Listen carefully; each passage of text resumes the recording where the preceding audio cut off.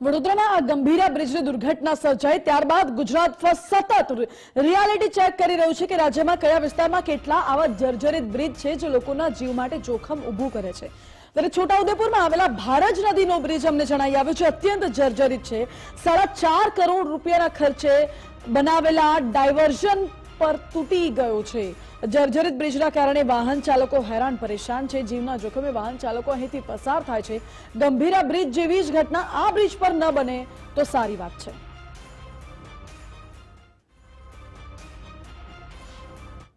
કે આટલા ખતરનાક બનાવ બને છે છતાં હજી આ બોડેલી જે મેઇન પુલ છે અત્યારે આપણે ઊભા છે તો વાહન પસાર થાય છે તો એ ઝૂલી રહ્યો છે। આનો એક ભાગ 191માં બની ગયો છે અને અડધો ભાગ હજી બનાવવાનો બાકી છે। તો હવે આ નેતાઓ અને અધિકારીઓની આંખો ક્યારે ખુલશે કે જ્યારે ત્યાં બનાવ બન્યો છે એવો અહીંયા બનાવ બનશે, લોકોનો ભોગ બનશે, ત્યારે આ લોકો આ કાર્યવાહી હાથ કરવાના છે।